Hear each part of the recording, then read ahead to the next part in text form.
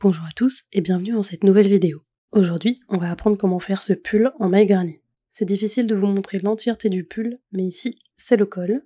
Je vous montrerai aussi des photos pour que vous puissiez voir le rendu final. Ici, on voit le bout d'une des deux manches. Et maintenant, des photos du pull une fois accroché sur un cintre. C'est un pattern très répétitif et donc adapté aux débutants. Il est parfait si vous souhaitez vous lancer dans la réalisation d'un premier pull. C'est parti pour le tutoriel.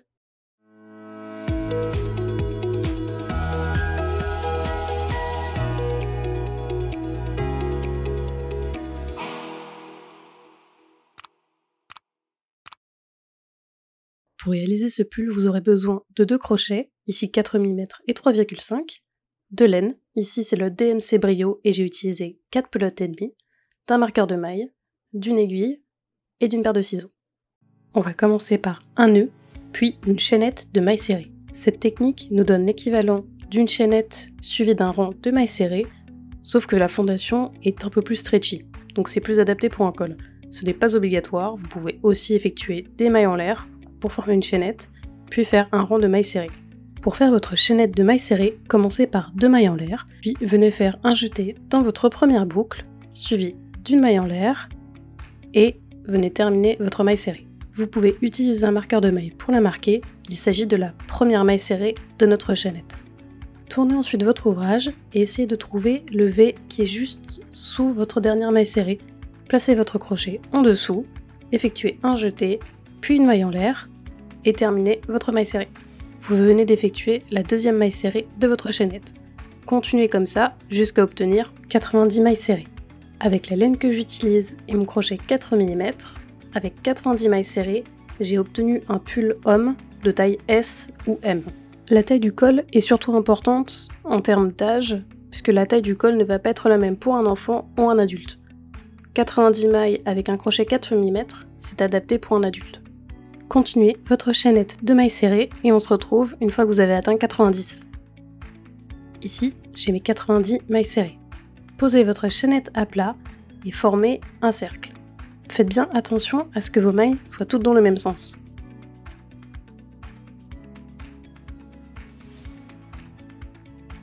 Ici, j'ai choisi de marquer la dernière maille de ma chaînette, ce n'est pas obligatoire, pour moi ça me rassure toujours un peu.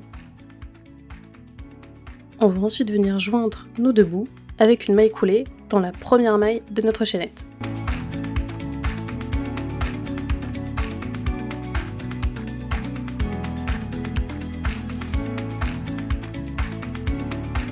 On va ensuite venir effectuer une moitié de coin granny dans notre même maille. Pour ça, effectuez soit 2 mailles en l'air, soit 2 mailles serrées l'une sur l'autre, comme moi je le fais sur la vidéo. Ça nous sert d'équivalent à une bride. Venez ensuite ajouter 2 nouvelles brides dans la même maille pour former la moitié d'un coin granny. Si vous n'êtes pas sûr de comment effectuer un granny, je vous mets le lien d'une vidéo explicative en haut à droite. On va ensuite venir sauter 2 mailles serrées et rajouter un nouveau groupe de 3 brides dans la maille d'après. Sans compter notre premier groupe de 3 brides, on va venir ajouter 4 groupes de 3 brides, à chaque fois en sautant 2 mailles serrées entre chaque groupe.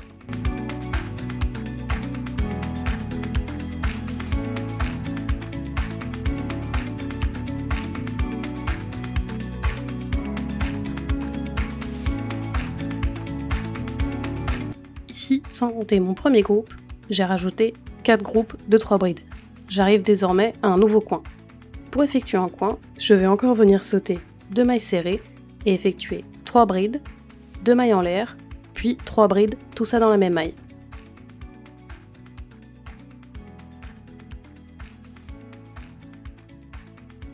Ici, j'ai terminé mon coin. Je vais ensuite venir rajouter 9 groupes de 3 brides, à chaque fois encore en sautant 2 mailles entre chaque groupe.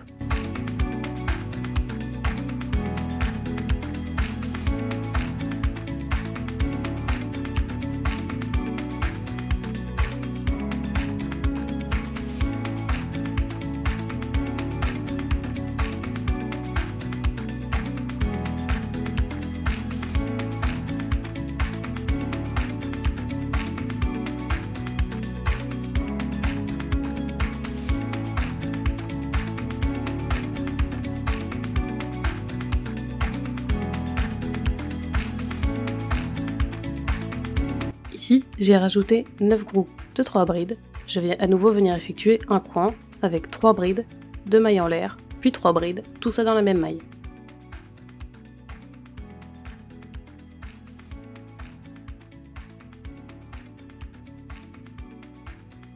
Nous avons désormais deux côtés d'un rectangle. Nous allons attaquer le suivant avec 4 groupes de 3 brides, à chaque fois séparés par 2 mailles serrées.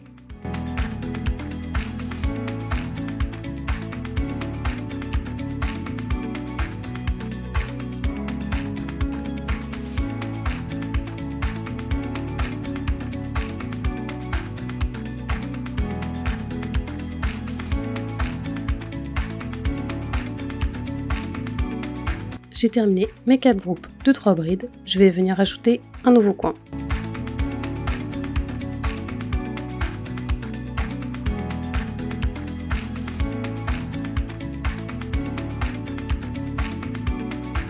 Voilà ce que vous devriez obtenir à ce stade. On commence à avoir la forme du rectangle qui apparaît. Sur votre dernier coin, vous allez venir ajouter 9 groupes de 3 brides. Ici, j'ai terminé d'ajouter mes 9 groupes et je reviens à mon coin de départ. Si vous ne vous êtes pas trompé dans votre compte, il doit vous rester 2 mailles serrées entre votre maille actuelle et votre premier groupe de 3 brides. Vous voyez qu'ici, mon marqueur de maille ne m'a pas servi à grand chose. Venez terminer votre premier coin en ajoutant 3 brides puis 2 mailles en l'air dans la première maille de votre tour.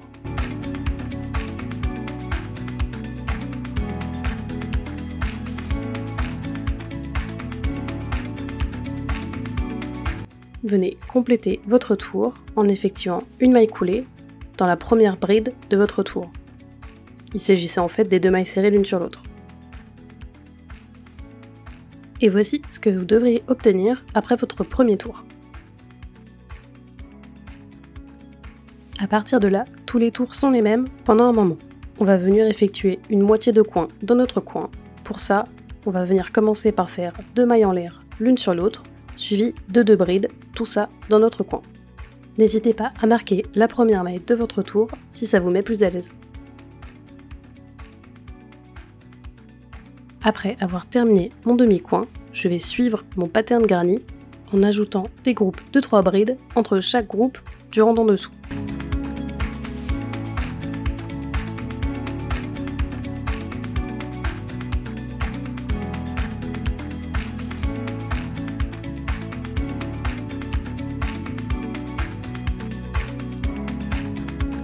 Ici, j'arrive à mon premier coin, et dans chaque coin, on va simplement venir ajouter un nouveau coin avec 3 brides, 2 mailles en l'air et 3 brides.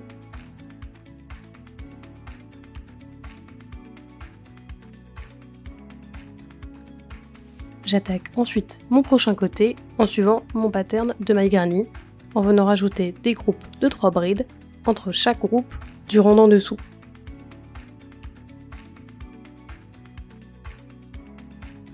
Vous allez suivre ce pattern jusqu'à la fin du tour. Ici, j'arrive à la fin de mon tour et je vais venir compléter mon demi-coin du départ avec 3 brides, puis 2 mailles en l'air.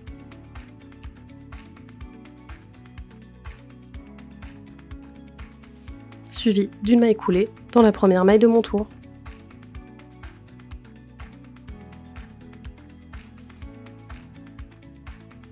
J'ai terminé mon deuxième tour. Et c'est ce pattern du deuxième tour que l'on va venir continuer jusqu'à avoir la longueur souhaitée. On commence toujours dans un coin avec un demi-coin, 2 mailles serrées, on marque notre première maille du rang, puis on vient rajouter 2 brides dans le même coin.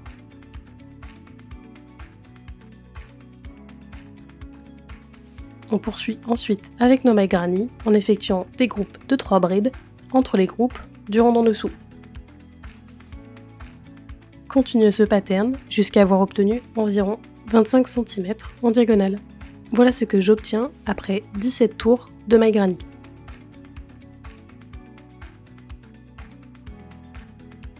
Pour prendre vos mesures, posez votre pull à plat et vous allez venir mesurer la diagonale entre le coin du col et le bout le plus lointain. Ici, j'ai environ 25 cm. Je vais également mesurer le corps de mon pull d'un bout à l'autre pour vous donner une idée.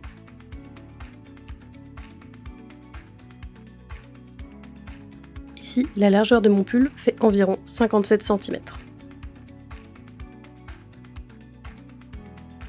Je termine mon dernier tour.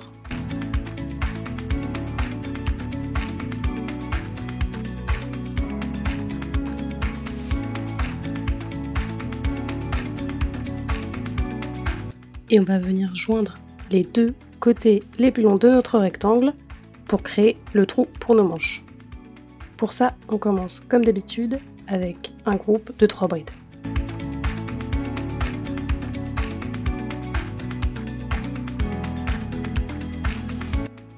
On va ensuite venir sauter toute la largeur de notre rectangle et venir effectuer notre prochain groupe de 3 brides dans le coin d'après.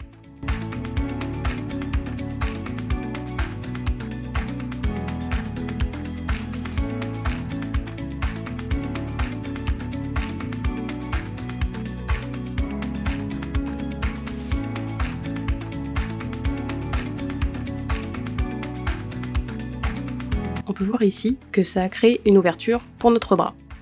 On reviendra plus tard y ajouter des manches. Pour l'instant, on va se concentrer sur le corps de notre pull. Sur la longueur de notre rectangle, on va venir continuer notre pattern de maille granny avec des groupes de 3 brides entre chaque groupe du rang précédent.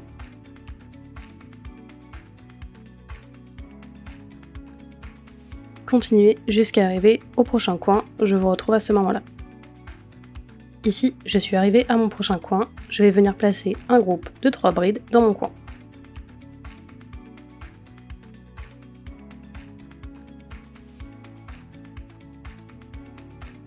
Puis, comme pour l'autre côté, je vais venir sauter toute la largeur de mon rectangle et venir joindre à mon autre coin avec un nouveau groupe de 3 brides.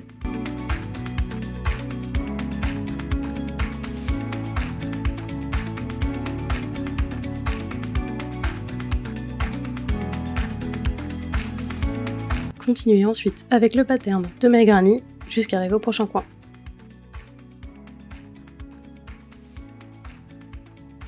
Je suis de retour à mon coin de départ. Je vais venir joindre mon tour avec une maille coulée. Pour ce prochain tour, nous allons simplement continuer notre pattern de maille granny.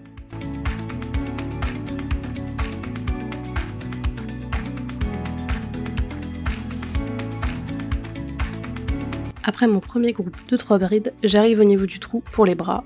Ici aussi, venez placer un groupe de 3 brides. Continuez ensuite normalement votre pattern de maille granny.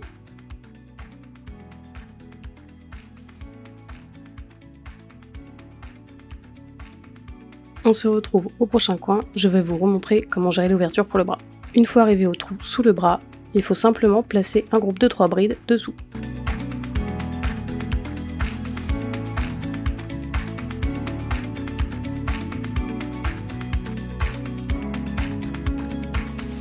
Ici, j'arrive à la fin de ma première pelote, je vais vous montrer comment passer à la suivante.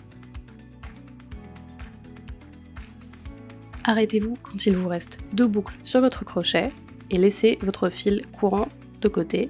Attrapez le nouveau et venez terminer votre bride avec votre nouvelle pelote. C'est en fait exactement la même technique que si on changeait de couleur. Vous pouvez désormais continuer votre tour avec la nouvelle pelote.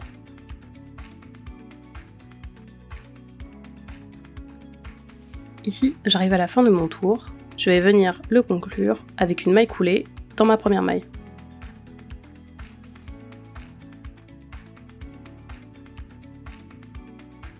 Je commence ensuite le prochain tour normalement avec un groupe de 3 brides. C'est durant ce tour que je vais commencer à faire mes diminutions. Pour effectuer une diminution avec des mailles granny, on va commencer par une bride dans notre prochaine maille. Puis nous allons venir faire une bride à cheval entre nos 2 prochaines mailles. Pour ça, on va faire un jeté, puis une maille coulée en attrapant nos 2 mailles, suivi d'un jeté, on passe à travers 2 boucles et un dernier jeté.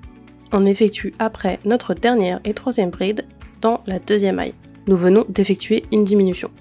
Continuez de la même façon jusqu'à arriver à votre prochaine manche. Une fois arrivé à notre 2e manche, nous allons effectuer une 2e diminution.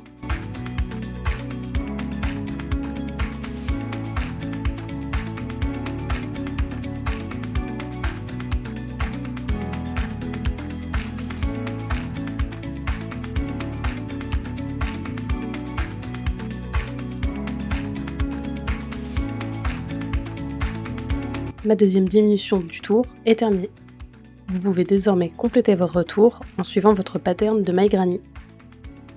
J'alterne ensuite mes tours avec un tour de diminution et un tour classique.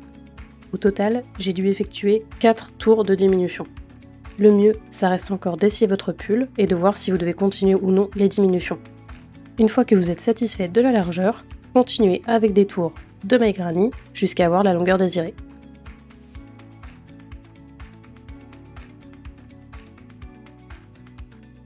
Ici, j'ai terminé la longueur de mon pull.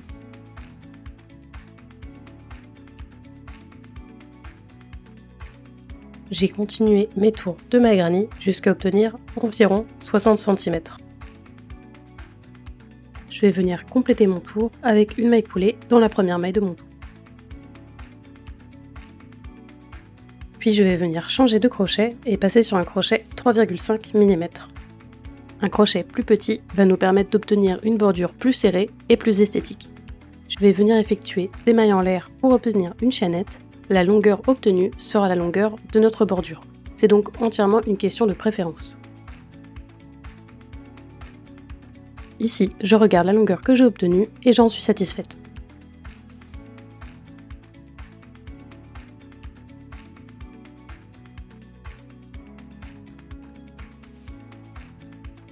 Pour créer ma bordure, je vais venir effectuer des mailles serrées dans les mailles de ma chaînette. Si vous avez fait 8 mailles en l'air, vous devriez avoir 7 mailles serrées.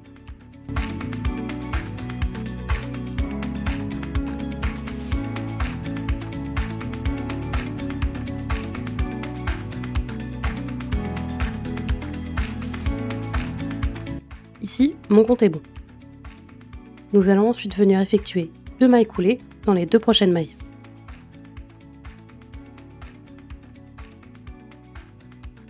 Vous allez ensuite venir retourner votre pull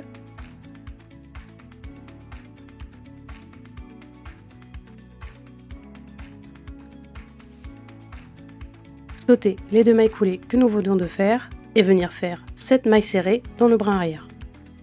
C'est le fait d'effectuer nos mailles serrées dans le brin arrière uniquement qui va donner cet effet un peu stretchy à notre bordure.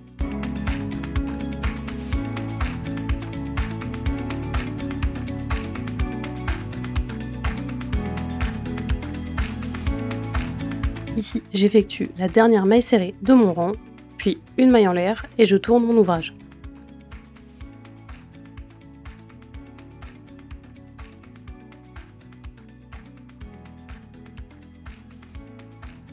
Je vais ensuite venir redescendre le long de mon rang avec des mailles serrées dans le brin arrière. À chaque rang, vous devriez avoir le même nombre de mailles serrées.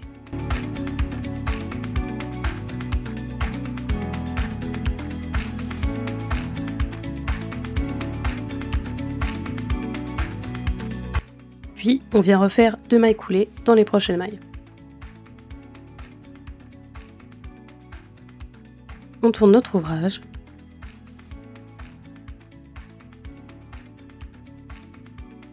N'oubliez pas de sauter les 2 mailles coulées que vous venez de faire, puis venez faire vos mailles serrées dans le brin arrière. Vous allez continuer ce pattern jusqu'à avoir fait le tour de votre pull.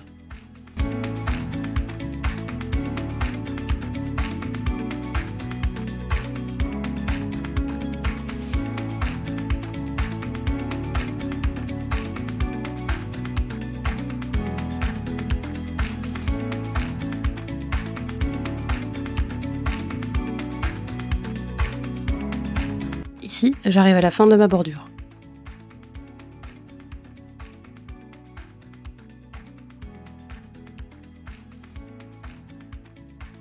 J'effectue une maille en l'air pour sécuriser et je vais venir couper mon fil. N'hésitez pas à laisser assez de longueur pour coudre.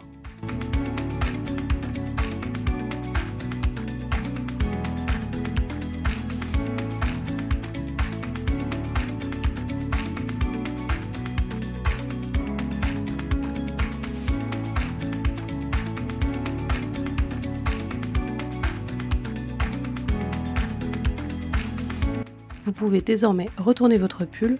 En effet, on veut que la couture soit à l'intérieur pour être le moins visible possible.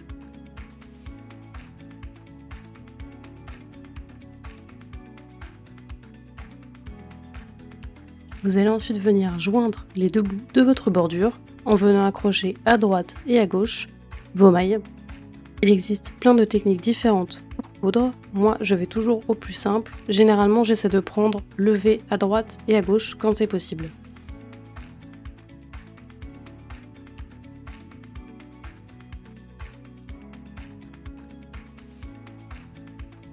Une fois votre couture terminée, n'hésitez pas à faire un nœud pour sécuriser. Vous pouvez ensuite venir cacher votre fil dans vos mailles et dans votre couture.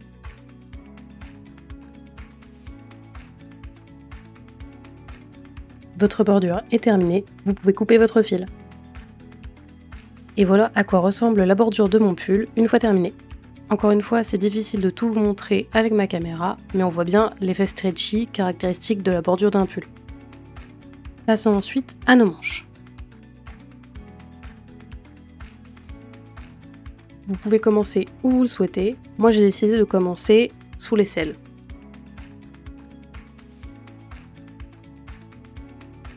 Joignez un nouveau bout de laine avec une maille en l'air, puis venez effectuer un groupe de 3 brides.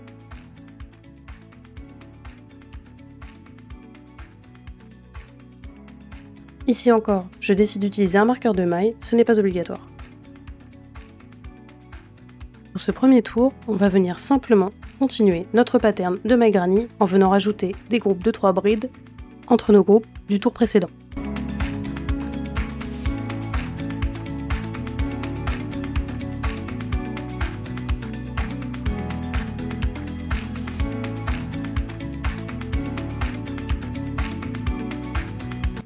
Ici, je termine mon premier tour de la façon habituelle et pour le second tour, je vais là aussi venir effectuer mon pattern classique de maille garnie. Je vais en fait au total venir faire 4 tours de maille garnie classique avant de commencer mes diminutions.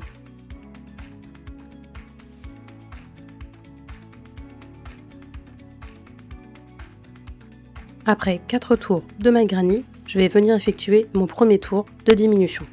Je m'excuse d'avance, le focus n'est pas très bon. Après avoir terminé mon 4e tour, je commence par un premier groupe de 3 brides classiques.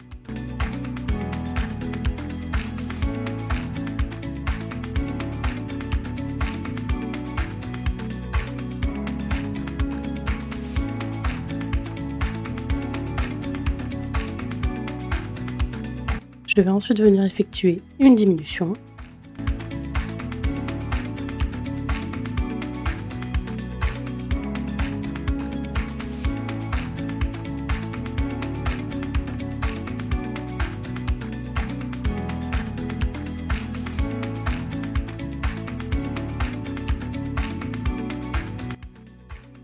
Puis une maille garnie classique.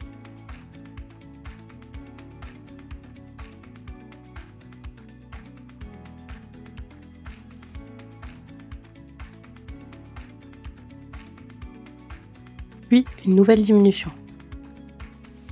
Chaque tour de diminution se passera de la même façon. Un groupe de 3 brides classiques, une diminution, un granny et une nouvelle diminution. Au total, je vais venir effectuer 4 tours de diminution, chacun entrecoupé d'un tour de maille garnie classique. Encore une fois, tout ça c'est une question de préférence. Si vous voulez effectuer plus ou moins de diminutions, c'est votre choix. Le mieux, ça reste encore d'essayer votre pull. Après vos diminutions, continuez vos tours de maille garnie classique jusqu'à obtenir la longueur de manche souhaitée. Je vous conseille de vous arrêter environ 5 à 10 cm avant la longueur finale. À ce moment-là, j'ai décidé d'effectuer encore 1 ou 2 tours de diminution, toujours entrecoupés 2 tours de maille garnie normale pour réduire un peu la largeur de ma manche et la rapprocher de mon poignet. Pour la longueur de votre manche, prenez bien en compte le fait que nous allons là aussi ajouter une bordure. Pour ajouter une bordure à votre manche, la procédure est exactement la même que pour le bas de votre pull. Vous allez venir joindre un nouveau bout de laine avec une maille en l'air, puis effectuer autant de mailles en l'air que vous souhaitez en termes de longueur.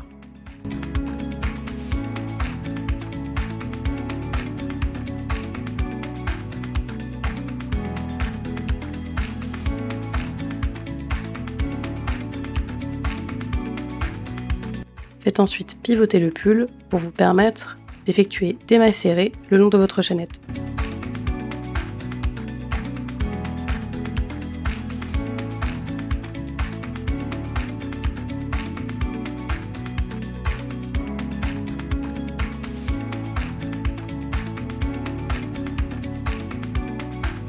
Ici encore, une fois vos mailles serrées effectuées, vous allez venir faire 2 mailles coulées dans les 2 mailles suivantes.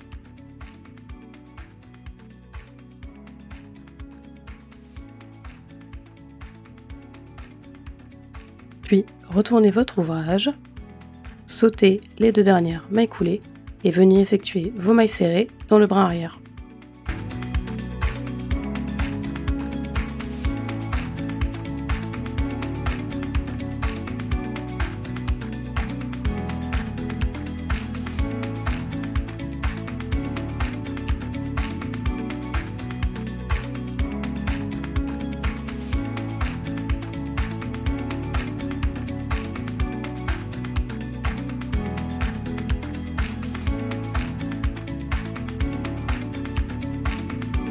Une fois votre bordure complétée, je vais vous montrer comment vous pouvez la coudre sans aiguille.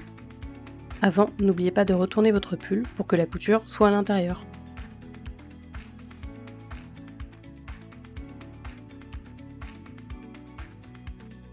Venez joindre les 2 hauts de votre bordure avec une maille coulée.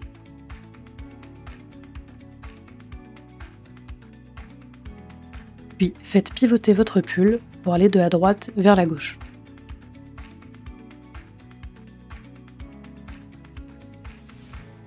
Vous allez ensuite venir joindre les 2 morceaux de votre bordure en effectuant des mailles serrées au crochet.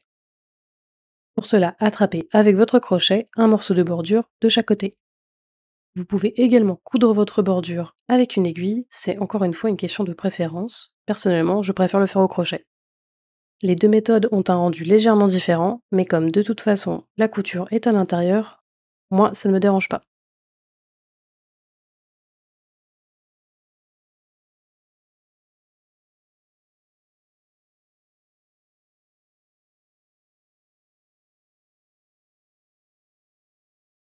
Une fois la couture terminée, il ne vous reste plus qu'à couper le fil et à le cacher. Et voilà, encore une fois, le résultat final de notre pull. J'espère que ce tutoriel vous aura donné envie de vous lancer. Je sais que moi j'hésitais pendant des années avant de me lancer dans la confection d'un pull, et au final vous voyez que ce n'est pas si compliqué que ça.